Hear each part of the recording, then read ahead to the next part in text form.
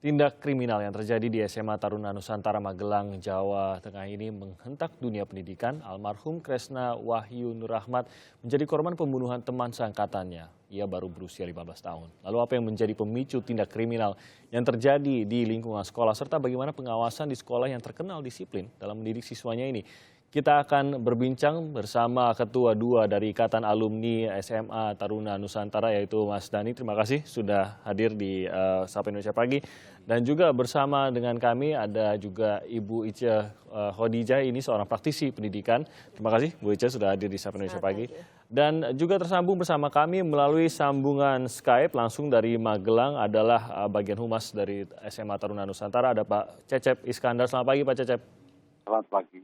Pak Cecep, saya ke Anda terlebih dahulu. Rencananya akan ada rekonstruksi, benar Pak ya? Ini dikonfirmasi oleh sekolah. Hari ini akan dilangsungkan rekonstruksi oleh pihak kepolisian. Menurut kepolisian begitu. Jadi hari ini memang jadwal rekonstruksi di kampus SMA Taruna Nusantara. Bagaimana ini mempengaruhi proses belajar mengajar dan mungkin juga psikologi dari siswa yang belajar di sana saat ini Pak? Untuk terselenggaranya rekonstruksi, insya Allah tidak akan mengganggu proses pembelajaran karena proses pembelajaran berlangsung di kelas bersama pamong-pamong. Sementara rekonstruksi dilaksanakan di geraha atau di asrama. Jadi insya Allah tidak akan mengganggu rekonstruksi atau rekonstruksi juga tidak mengganggu para siswa maupun pamong kami. Walaupun memang kami semua, para siswa khususnya, masih sedang dibantu untuk dipulihkan dari trauma, kekagetan, kesedihan, kekecewaan atas terjadinya tragedi ini. Mungkin kalau proses belajar mengajar terlihat berjalan normal begitu Pak, jadwal berjalan dan lain-lain. Tapi mungkin Anda bisa menceritakan dan mungkin juga sudah berkomunikasi dengan para siswa. Apakah ada kekhawatirankah di antara mereka atau mungkin keprihatinan antara mereka mengingat ini korban sesama siswa, pelaku pun sesama siswa gitu Pak? Atas bantuan Ikastara dan bantuan juga dari alumni-alumni yang menjadi psikiater maupun psikolog, kemarin hari kami memberi konsul kepada seluruh siswa, dimulai dari siswa yang di mana gerahanya mengalami insiden itu atau kejadian itu, lalu diidentifikasi bagaimana perasaan-perasaan mereka tadi malam dan sekarang masih sedang berlangsung, kan ini inventarisir karena trauma-trauma yang dialami oleh para siswa itu beragam. Ada yang levelnya barangkali hanya mengganggu sedikit, ada yang betul-betul terganggu karena sungguh kejadian ini mengagetkan kita bersama. Ya. Dan khususnya para siswa di Geraha 17, betul-betul mereka kaget karena tidak menyangka kejadian seperti ini bisa terjadi di geraha mereka atau di kampus kami. Beberapa dari saksi ini kan merupakan sesama siswa ini Pak Cecep. Mungkin ini adalah siswa dari Geraha 17. Apakah mereka secara langsung juga terganggu dari proses belajar mengajarnya dan bagaimana pendampingan terhadap mereka yang khususnya secara langsung menjadi saksi dalam kasus ini? Tentu kami memberikan pendampingan secara khususnya pada saksi-saksi yang terkait karena mereka di samping tanda petik kehilangan gerahanya atau tempat tinggalnya selama ini, lalu mereka juga terganggu proses pembelajarannya dan yang paling penting mereka terpisah dari komunitasnya atau kelompoknya dalam arti di geraha. Sementara siswa lain belajar, dia diminta untuk ikut membantu proses rekonstruksi, bahkan saksi dan lain-lain. Tentu kami memberikan pendampingan khusus karena diyakini mereka lebih berat bebannya dibanding siswa-siswa lain. Apa yang berubah Pak Cecep khususnya di lingkungan Taruna Nusantara terkait dengan mungkin adanya sebuah benda yang sebenarnya dilarang bisa memasuki areal sekolah ini dan area asrama yaitu sebuah pisau. Apa yang berubah untuk menjamin bahwa hal ini tidak terjadi lagi? Tentu kami akan makin mengetatkan lagi dan malam hari itu sebenarnya pisau itu hanya berada 6 jam ya, di geraha di asrama sehingga kami tidak sempat men-sweeping atau memeriksa karena pemeriksaan sebenarnya berlangsung rutin dari hari ke hari pasti akan ada pemeriksaan. Asrama itu bentuknya terbuka, hanya ruangan terbuka dan kemudian disekat oleh lemari-lemari belajar dan tempat tidur bertingkat. Jadi sulit untuk siswa untuk menyembunyikan sesuatu sebenarnya. Tapi malam hari itu memang hanya 6 jam pisau itu ada di geraha atau di asrama.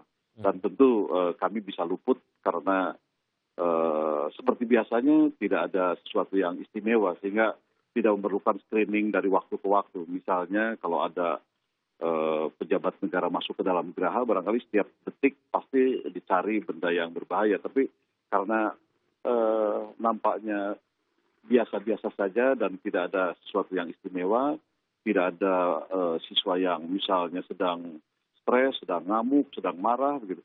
Semuanya nampak seperti biasa-biasa, sehingga kejadian ini mengagetkan. Mengapa itu bisa terjadi? Karena kejadiannya kan tidak dalam keadaan konflik misalnya atau bertengkar misalnya, tidak ada pertengkaran sama sekali, ya. Sehingga ini mengejutkan kita bersama.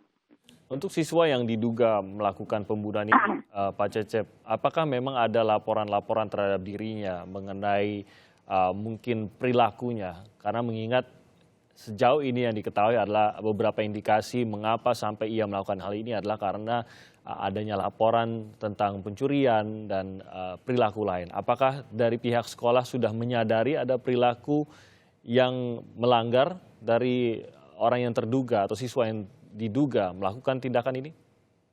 Ya, sebenarnya tindak pelanggaran yang dilakukan oleh pelaku ini sedang diusut untuk kasus yang terakhir, antara lain diduga mencuri uang dari sebuah bank dengan menggunakan slip palsu dan buku tabungan pemilik. Gitu. Sedang diusut, Bapak. Jadi 3 hari sebelumnya itu kejadian, lalu kami sudah berjanji dengan pihak bank untuk mengusutnya dan pihak bank sudah menjanjikan pada hari Jumat di mana kejadian subuhnya terjadi untuk memberikan rekaman CCTV untuk mengetahui siapa gerangan gitu. Jadi itu yang terjadi dan kasus-kasus sebelumnya nampaknya kasus-kasus sepele dan kasus seperti itu juga pun bukan kasus yang istimewa. Jadi tidak ada yang mengharuskan tegang kemudian adanya pertengkaran, tidak ada sama sekali. Oh, tapi sedang dalam pengusutan begitu ya untuk kasus ini. Baru 3 hari ya dilakukan. Baru 3 hari dan kemudian pada waktu pengusutan pun tidak ada misalnya tekanan atau ancaman atau apapun, tidak. Dan hanya memberitahukan kalau memang ada yang mengambil ya minta maaf, sudahi, hentikan, jangan diulang lagi. Itu nasihat-nasihat terakhir yang diberikan pada seluruh siswa sebenarnya. Oh, bukan ditujukan khusus kepada belum ditujukan kepada pelaku sebenarnya. Jadi masih secara umum, cuma memang pelaku diduga untuk mengambil uang karena beberapa buktinya ada begitu. Hanya untuk meyakinkan bahwa benar-benar pelaku yang mengambilnya, kami minta CCTV-nya dari bank yang ada di dalam kampus sebenarnya. Baik.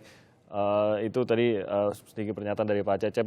Mas Dhani, mungkin Anda bisa mengkonfirmasi. Tadi Pak Cecep mengatakan bahwa biasanya pemeriksaan itu memang dilakukan secara berkala. Seperti apa? Mungkin Anda sebagai alumni bisa menceritakan seperti apa sekolah itu, Taruna Nusantara ini menjaga agar jangan sampai ada benda-benda yang bisa entah itu memancing kekerasan, digunakan dalam kekerasan ada di lingkungan sekolah. Betul. Ya, saya mengkonfirmasi apa yang disampaikan Pak Cecep tadi, bahwa nilai yang ditanamkan di SMA Taruna Nusantara itu adalah landasannya sistem AMONG, asah, asih, dan asuh gitu ya. Jadi kita dalam menjalankan kedisiplinan kita dilakukan secara kekeluargaan. Jadi ini seperti rumah. Jadi saya di asrama itu seperti rumah bareng sama kawan-kawan saya. Kemudian ada tragedi seperti itu, kita memang tidak harapkan sama sekali dan itu di luar logika saya sebenarnya. Karena teman-teman seasrama saya adalah saudara-saudara saya. Nah, mengenai betapa ketatnya itu memang kita setiap saat selalu ada pemeriksaan. Setiap saat ini mungkin bisa lebih terinci. Periode waktu tertentu ya, misalnya hariankah, mingguankah? Dalam sehari itu ada 3 kali apel pemeriksaan gitu ya. Pagi sebelum kita masuk kelas, siang setelah kita dari kelas, dan malam sebelum kita selesai belajar malam sebelum kita tidur gitu ya. Dan kemudian juga ada semacam inspeksi mendadak begitu ya. Jadi malam-malam kita semuanya diminta untuk siap standby di depan kamar kita masing-masing, kemudian semua diperiksa. Tiba-tiba saja begitu ya? Tiba-tiba, jadi mendadak begitu. Itu secara berkala dilakukan. Jadi. Dan targetnya apa, Pak, yang dicari di situ? Maksudnya ini mencari apakah di situ? Mencari apa ya? Targetnya itu sebenarnya menegakkan kedisiplinan. Oke. Nah, disiplin nggak sesuai dengan aturan, nggak sesuai dengan yang sudah ditentukan oleh sekolah apa enggak? Begitu. Memang kedisiplinan di Taruna Nusantara ini kan sesuatu yang sangat dijunjung tinggi. Apakah sebagai siswa pada waktu itu juga merasa bahwa ini menjadi beban tambahan juga selain mata pelajaran yang diikuti? Ya, jadi ada satu kalimat yang bagus di satu prasasti SMA Taruna itu. Disiplin pribadi menumbuh kembangkan kreativitas. Ya, satu quote gitu ya, satu kalimat. Waktu itu awalnya waktu saya jadi siswa, aduh disiplin kok bisa menumbuhkan kreativitas bagaimana? Ternyata disiplin itu adalah koridor-koridor kita dalam bertindak. Nilai-nilai value-value kita yang diterapkan di sana. Sehingga kita kalau mau kreatif itu justru harus ada dalam koridor tersebut gitu. Oke, ini menarik Bu Uca. Mungkin Anda bisa menceritakan di satu sisi mungkin penerapan kedisiplinan itu bisa saja menjadi beban tambahan atau merasa bahwa saya tidak terbiasa, zona nyaman saya terusik begitu. Tapi di sisi lain justru kedisiplinan itu membuat seseorang lebih bisa menjaga emosinya, menjaga dirinya. Anda melihatnya bagaimana? Betul, sebenarnya disiplin adalah pintu pertama. Pintu pertama untuk penguatan karakter-karakter yang lain.